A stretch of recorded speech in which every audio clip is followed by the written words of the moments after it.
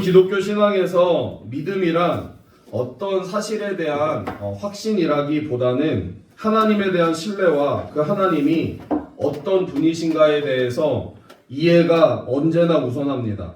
왜냐하면 기독교는 행위의 종교가 아니라 은혜의 종교이기 때문에 그렇습니다. 이는 우리의 행위가 필요 없다는 것이 아니라 언제나 행위보다 하나님의 은혜가 앞선다라고 하는 뜻이죠. 하나님께서 자격 없는 우리에게 은혜를 베푸셔서 용서와 구원 그리고 하늘의 신령한 복을 우리에게 주셨습니다. 그 하나님은 계속해서 말씀을 통해 자신이 누구신가에 대해서 말씀해 주십니다. 말씀해 주신다라고 하는 것은요, 하나님께서 우리를 한 인격체로 대우하셨다라고 하는 뜻입니다. 바꾸어 말하면 우리의 믿음의 대상이 되시는 하나님께서 인격을 갖고 계신 하나님이라고 하는 뜻이죠. 그리고 그 하나님이 우리에게 요구하시는 것은 믿음으로 사는 것입니다. 믿음으로 사는 것.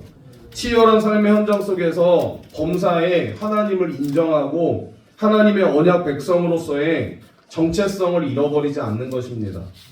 하나님은요, 출애굽한 백성들과 시내산에서 언약을 맺으시고 이렇게 말씀하셨습니다. 출애굽기 19장 6절 말씀 우리 함께 읽어볼게요.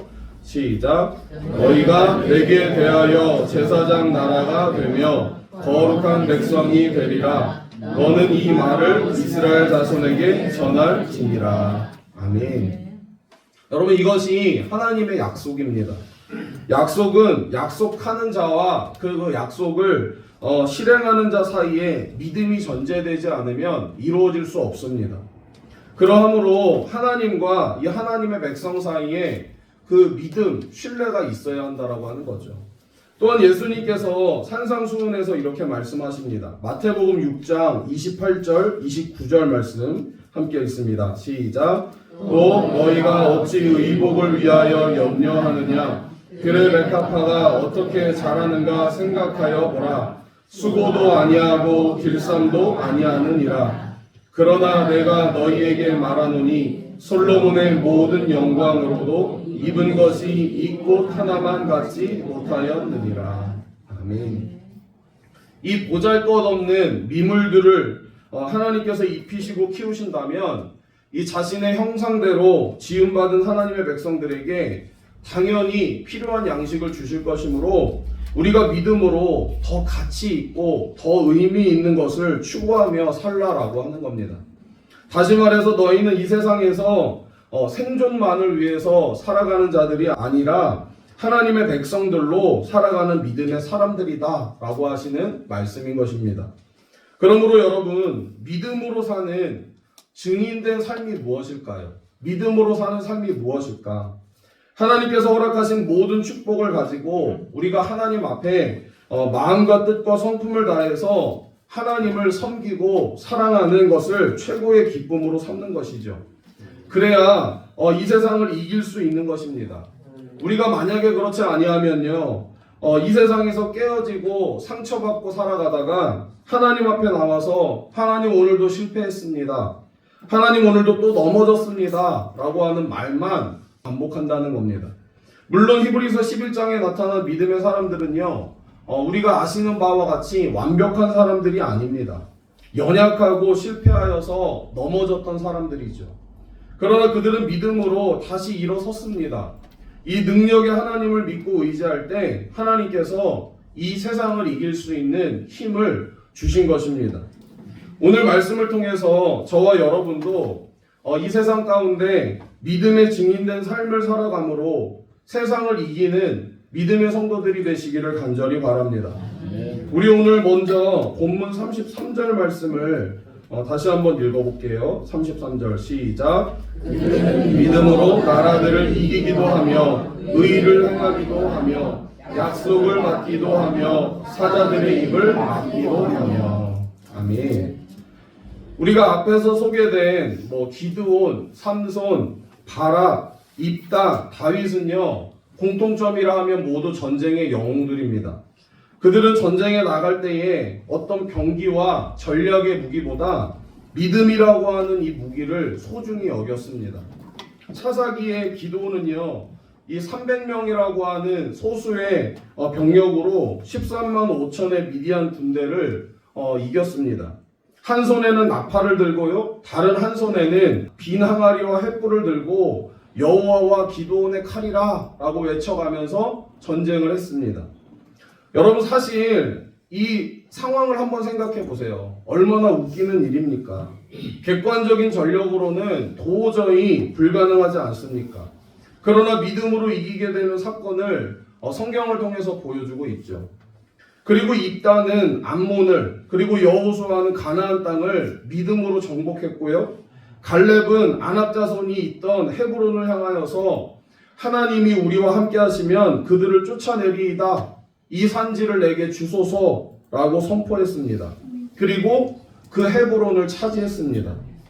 다윗은요, 이스라엘의 완전한 왕으로서 사사시대에 다 빼앗겼던 모든 땅을 되찾았습니다. 오늘 성경은 이들이 믿음으로 승리했다라고 기록합니다. 믿음으로 승리했다. 전쟁을 잘해서 무기가 탁월해서가 아니라 이들이 믿음으로 이겼다라고 분명히 기록하고 있습니다. 또한 믿음의 사람 다윗의 의로움을 말씀하고 있는데 사무엘상 24장 16절에서 17절 말씀인데요. 우리 함께 좀 읽어볼게요. 시작.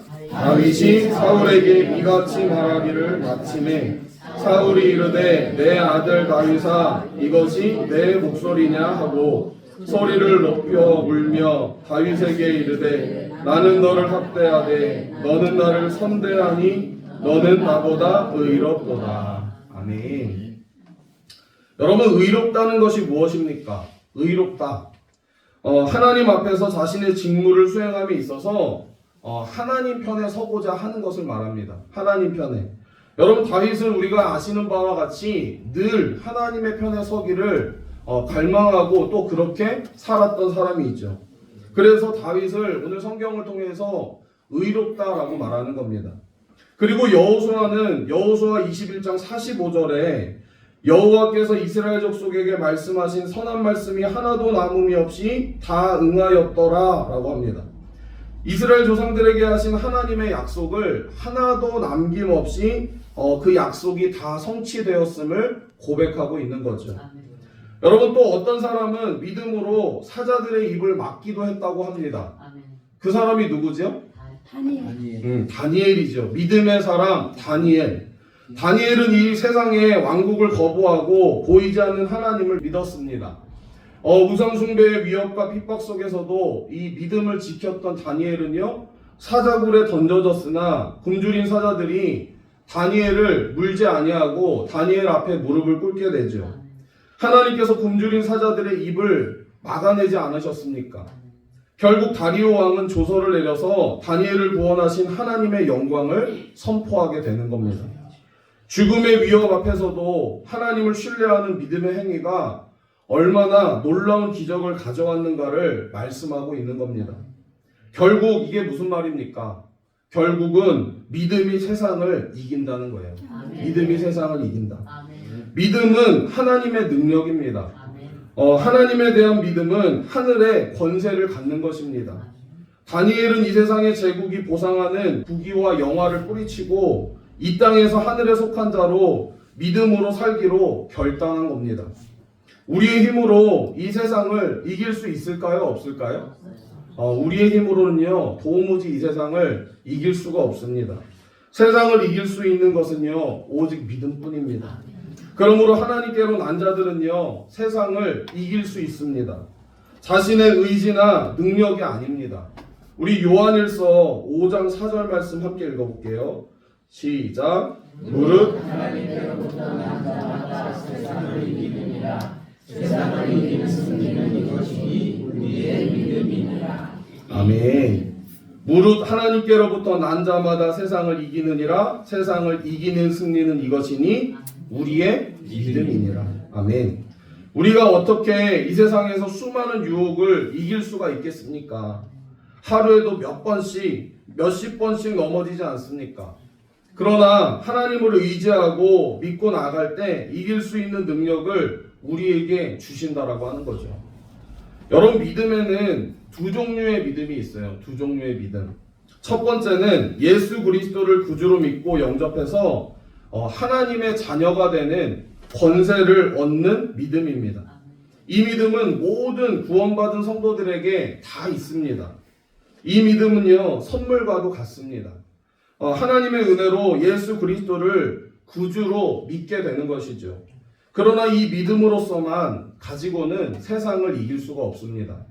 두 번째 믿음이 있는데, 두 번째 믿음이 우리의 삶의 현장 속에서 실행되는 믿음이에요. 우리의 삶의 현장 속에서 실행되는 믿음. 예수님께서 제자들에게 믿음이 없고 패역한 세대여 라고 책망하실 때에도요, 어떻게 그 믿음이 삶 속에서 작동되지 않느냐 하는 것을 말하는 거죠. 믿음은 여러분 명사가 아니고 동사입니다. 동사. 끊임없이 움직이며 계속해서 움직이고 도전하는 거예요. 그래서 믿음은 동사예요. 믿음은 가지고만 있으면 안 됩니다. 믿음은 실행할 수 있어야 한다는 거죠.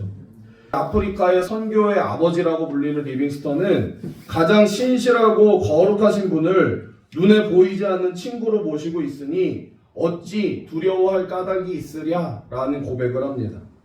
그는 마태복음 28장의 말씀, 마지막 말씀에 내가 세상 끝날까지 너희와 항상 함께 있으리라 라고 하는 말씀을 붙들고 하나님께서 어떠한 상황 가운데서도 나를 붙들어 주셨으니 주님께서는 단 한 번도 이 언약의 말씀을 어긴 적이 없습니다 라고 하는 믿음의 고백으로 이 아프리카에서 그 영혼들을 위해서 선교에 앞장섰던 사람입니다. 여러분, 오늘 우리 시대는요, 이 복음의 능력과 믿음을 상실한 그리스도인들의 영적으로 점점 무기력해져 가고 있는 그런 시대를 살아갑니다. 믿음의 능력이 상실되어 버렸습니다. 세속주의 사상이 지배하는 물결 앞에 믿음을 잃어버리고 있죠. 천박한 자본주의의 힘 앞에 믿음을 사용하지 못하고 그만 무릎을 꿇어버리고 있는 겁니다. 예수를 믿고 구원을 받고 하나님의 백성이 되어서 우리가 하늘을 바라보며 산다고 하면서도 언제나 우리가 하나님께 구하는 것이 뭐예요?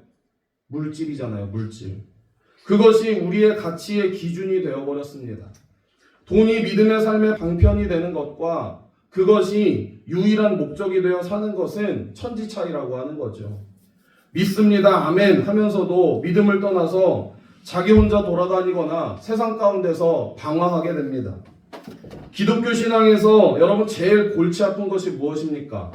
하나님의 은혜로 믿음으로 구원받았다고 그렇게 입버릇처럼 말하면서도 믿음으로 사는 것이 아니라 결국은 자기가 주인 되어서 자기가 왕이 되어서 자기 삶의 방식대로 살아가는 겁니다.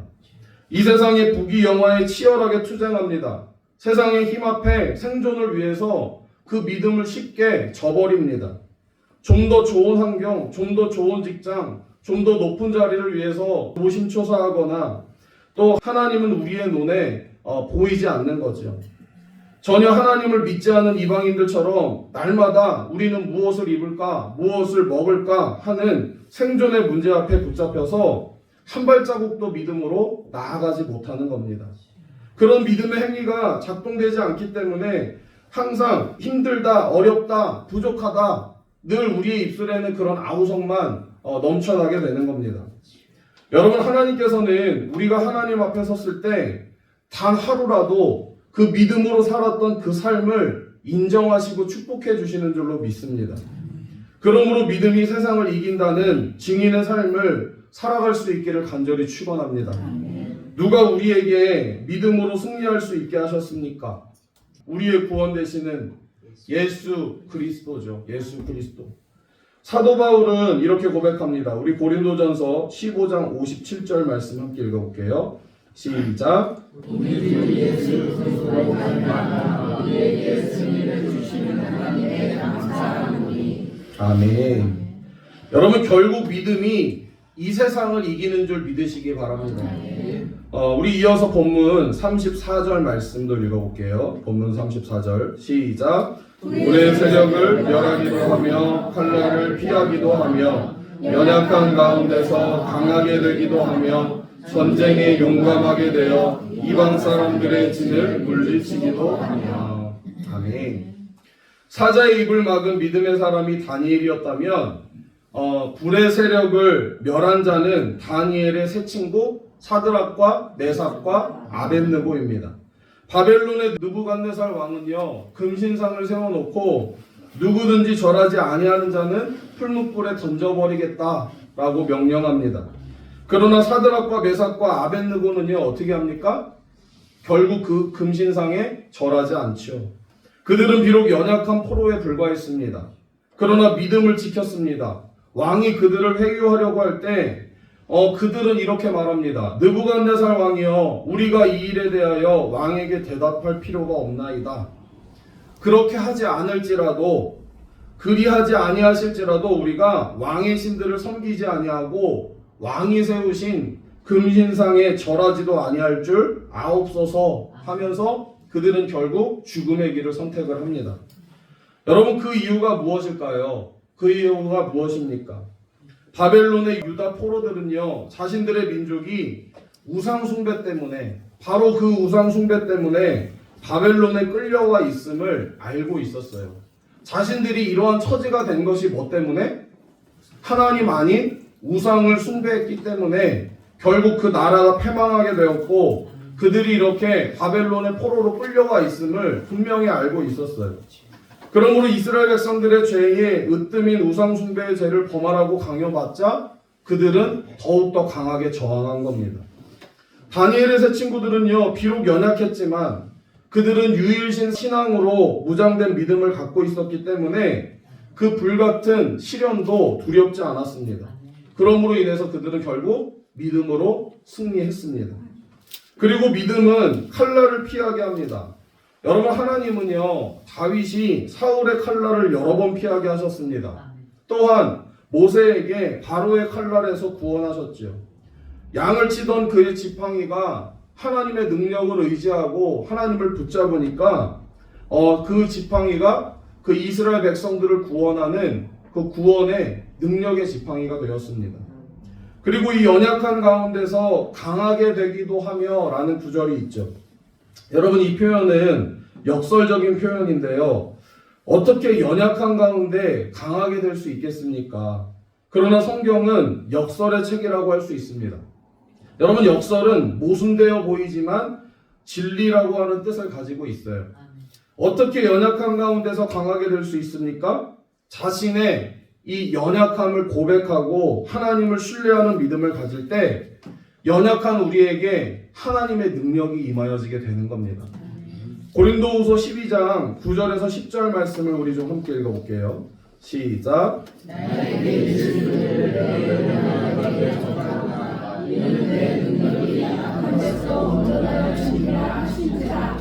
그러므로 도리어 크게 기뻐함으로 나의 여러 약한 것들에 대하여 자랑하리니 이는 그리스도의 능력이 내게 머물게 하려 함이라. 그러므로 내가 그리스도를 위하여 약한 것들과 능욕과 궁핍과 박해와 곤고를 기뻐하노니 이는 내가 약한 그때에 강함이라. 아멘. 여러분, 사도 바울은요, 육체의 가시를 위해서, 자신의 육체의 가시를 위해서 3번이나 하나님께 기도했습니다. 그러나 하나님의 대답이 뭐예요? 내 은혜가 내게 족하도다 그러면서 약함이 곧 강함이라고 말씀하십니다. 여러분, 연약함은 자신이 연약한 인간임을 깨닫게 되는 것인데, 인생을 살다 보면 잘 될 때, 형통할 때 우리가 너무 쉽게 자신을 과대평가할 가능성이 있습니다. 바울도 다메섹에서 예수님을 만나기 전에 모든 것들을 경험했던 강한 자였습니다. 그에게 견줄 자가 없었습니다. 그러나 복음을 깨닫고 십자가의 은혜를 체험하고 나서 그가 이 고난과 시련 속에서 살 소망이 끊어지는 그 고난을 허락하신 이유를 죽은 자를 다시 살리신 그 하나님을 만나게 되면서 다시금 그의 믿음을 고백하게 되죠. 여러분, 그렇습니다. 우리의 약함은요, 하나님을 의지하고 믿게 하는 은혜의 통로가 되는 줄로 믿습니다. 늘 우리가 고민하는 것 중에 저 사람은 저렇게 잘났는데 나는 왜 이렇게 잘하는 게 없을까? 나는 왜 이렇게 연약할까? 나는 왜 이렇게 부족할까? 라는 생각을 하지만 여러분, 때로는 그것이 우리에게 은혜이고 축복입니다. 우리가 연약하기 때문에 하나님을 더욱더 의지할 수 있는 것이죠. 그러므로 믿음으로 연약한 가운데 강하게 되기도 하며 불같은 시험 가운데서도 우리가 용맹을 발휘할 수 있게 되는 겁니다. 히브리서 기자는요, 이 편지를 받는 독자들에게 이 믿음의 영웅들과 유혹이 넘치는 세상 속에서도 역설적인 믿음의 삶을 살아갔던 자들을 소개하면서 이 시험과 핍박 가운데 힘든 성도들에게 믿음의 용기를 주고 있다라고 하는 거죠. 오늘도 연약함을 가지고 고민하는 우리들에게 오늘 이 말씀을 통해서 다시 한번 믿음의 용기를 주고 있는 겁니다. 여러분, 믿음의 삶이란 나는 부족하지만 부족한 것에 머물러 있는 것이 아닌 줄로 믿습니다. 믿음으로 하나님을 신뢰하고 바라보는 겁니다. 우리는 연약하지만 하나님은 강하십니다. 우리는 부족하지만 하나님은 능력이 많으십니다. 누구든지 하나님 손에 붙들리면 능력 있는 삶을 살아갈 수 있습니다. 연약하기 때문에 하나님 앞에 엎드려 기도할 수밖에 없는 것입니다. 돈의 힘과 권력의 힘이 있으면요, 연약하게 살 필요가 없지 않습니까? 얼마든지 폼잡고 떵떵거리면서 살 수 있습니다. 우리가 이 세상에서 강하면서 하나님의 강함을 얻을 수 없고 누릴 수 없습니다. 정말 믿음으로 하나님을 택하든지 우리가 이 세상의 강함을 택하든지 둘 중에 하나를 결정을 하셔야 합니다. 우리의 기도가 어떻게 결론이 나야 할까요? 하나님, 내 은혜가 내게 족합니다. 내 은혜가 내게 족합니다 라고 하는 믿음의 고백이 이루어져야 될 줄로 믿습니다. 우리가 기도할 때 빨리 고난을 면하게 해달라는 것, 그리고 빨리 이 문제를 해결해 달라고 하는 것은요, 하나님을 더 이상 찾을 필요가 없도록 해달라는 기도가 되는 거예요. 여러분, 기도할 제목이 없다는 것은 세상에서 강한 자라고 하는 것을 인정하는 겁니다. 모든 것을 소유한 자입니다. 모든 것이 걱정이 없어, 문제가 없어, 나는 지금 생활도 너무 만족해, 행복해, 그저 이렇게 살아가는 거, 이 세상의 삶에 만족하면서 살아가는 자는요, 하나님을 찾을 길이 없습니다. 모든 것이 넘치고 부유하다는 것은 그 삶에 하나님이 필요 없다는 것이죠. 또한 나는 예수를 믿을 만한 사람이고 하나님 앞에 구원받을 만한 자격이 있다는 사람은요, 하나님의 은혜가 필요하지 않다라고 하는 뜻이기도 합니다. 그러나 믿음의 사람은요, 언제나 우리 찬송가 305장의 고백처럼 나 같은 죄인 살리신 주 은혜 놀라와 잃었던 생명 찾았고 광명을 얻었네, 이런 삶의 고백이 매일같이 우리의 삶에 이루어져야 한다는 거죠. 하나님, 나는 부족합니다. 나는 연약합니다. 나는 힘이 없습니다. 하나님, 나는 이래서 문제이고 저래서 문제입니다. 이러한 문제들이 우리의 삶에 때로는 괴롭고 힘들고 고달프기도 하지만 그러한 기도 제목이 있기 때문에 우리가 하나님을 찾을 수 있는 줄로 믿습니다. 그때 하나님께서는 연약한 자를 붙드셔서 강하게 하십니다. 이 세상을 이길 수 있는 능력을 공급하여 주셔서 하나님의 살아계심을 우리에게 보여주시고 나타내 주십니다. 하나님 앞에는요, 연약함을 인정하는 자가 진정으로 강한 자인 줄로 믿습니다. 여러분, 이 세상 속에서 여러분들은 무엇을 붙들고 사십니까? 결국 믿음이 세상을 이기는 줄로 믿습니다. 믿음은 연약한 자를 강하게 하십니다. 여러분, 우리는요, 한없이 약합니다. 그러나 우리 주님은 강하십니다. 그분은 십자가로 세상을 이기신 분이십니다. 그러므로 우리가 주님을 온전히 믿는 그 믿음으로 세상을 이기는 우리 신성교회 모든 성도님들이 다 되시기를 주님의 이름으로 간절히 축원합니다.